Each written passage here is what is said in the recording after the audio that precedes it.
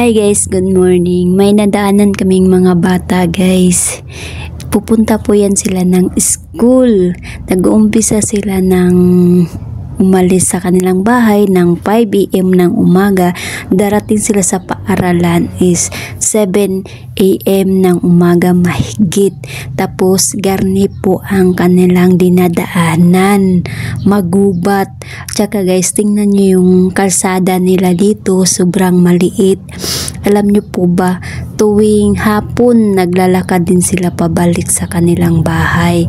Ganyan po sila guys, kasi pag mag-aaral, porsigido po sila kahit sobrang layo. Pinagtsatsagaan nila para makapagtapos lang sila ng pag-aaral. O tingnan nyo guys, sobrang gubat.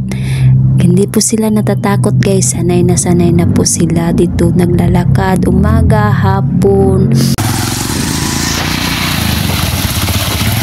Pauwi na kami guys, Iligan City. Maaga kami bumaba guys kasi may pasok na sila. Ganun po yung daanan guys. Tsaga-tsaga. Dati po guys, kung nakikita namin sila naglalakad papuntang school, sinasakay namin yan sila. Kahit dalawang bata lang po papuntang school. Ngayon, hindi po namin sila pwedeng masabay kasi tatlo po kami sa motor. Yung motor namin maliit. Kaya believe po ako sa kanila guys, hindi po hadlang kahit sobrang layo pong nilalakad nila. Hindi po hadlang na makapagtapos sila ng pag-aaral. Porsigido po talaga sila makapagtapos ng pag-aaral guys. Ganyan sila kasipag. O ito naman guys, karni kahirap yung daanan. Kung may makasalubong motor, kailangan ipatagilid yung motor namin para makadaan yung isa. Ganyan po kalaki yung kalsada dito nila yan. May isa pang motor na coming. Sabi ko dito, hintay muna kasi kami muna ang uuna. Kasi sobrang mahirap kasi kung uuna pa yung nasa likod namin. Tsaga-tsaga lang guys. Kung parang yung mga bata guys, parang sinaunang panahon din po ba. Kasi kahit tayo noon nag-aaral tayo, naglalakad, pero yung paaralan namin noon guys, hindi po garni kalayo, hindi po naman garni kagubat yung dinadaanan namin. Sila yung mga bata, grabe ang tatapang nila maglakad dito. Nakakatakot din naman dito guys. Siyempre hindi natin maiwasan yung mga sawa na dumadaan, yung mga ahas. Sila guys, sanay na sanay, grabe believe kayo sa mga bata. Sana soon guys na mapansin ito ng gobyerno, sana mapalaki itong kalsada nila para komportable yung dumadaan nito, yung mga nakamotor, yung magdadala ng mga saging, kamuti sa city para hindi naman sila sobrang mahirap. Kasi guys, ito po ay hindi po to napapansin guys ng gobyerno, ito pong lugar nila. Kasi sobrang bukid na din, kaya siguro hindi na napapansin. Pero tingnan nyo guys, bangin din to sa gilid. Bangin, sobrang bangin. Ito po yung nakakatakot, lalo na ngayon na sobrang madulas, laging naulan. Nakakatakot dumaan dito guys. Ngayon lang kami ulit dito nakabalik guys sa loob ng 5 months kasi sobrang busy din po namin. O tingnan nyo guys, ang gubat. Wala pang masyadong bahay. Wala talagang bahay ditong banda na to guys. Wala, sobra. Paano yung may mga masasamang tao? Anuhin yung mga bata? Walang makakahingi ng tulong kasi wala namang kabahay-bahay dito.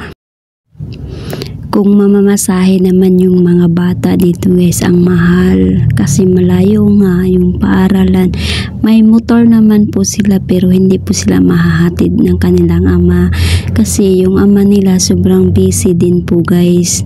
Nasa bukid, nagtatanim at saka may inalagaan ng mga hayop. Pero sanay na po yung mga bata guys kasi bago lang po sila nakabili ng motor. Yung motor kasi guys, kailangan din nila para gawing kargahan ng mga pagkain, yung mga saging, mais, dadalhin sa city. Yun po yung ginagamit na nila. Dati guys, sobrang mahirap sila kasi walang motor. Ngayon, meron na, advantage na sila sa motor, may makagargarhan na nga.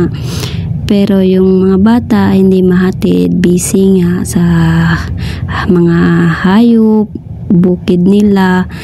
Nagpo-focus din ang kanilang mama tsaka papa sa bukid. Kaya ang mga bata, tiis, tiyaga-tiyaga, papuntang school. So, tingnan nyo guys, wala kayong makikitang malapad na kalsada. O dito may bahay na po, may 3 bahay siguro to dito. Garne talaga pag probinsya guys, yung mga kapitbahay mo LDR, long distance. Ayan, o 3 nga. Ang sunod ng kapitbahay nila guys, malay-layo.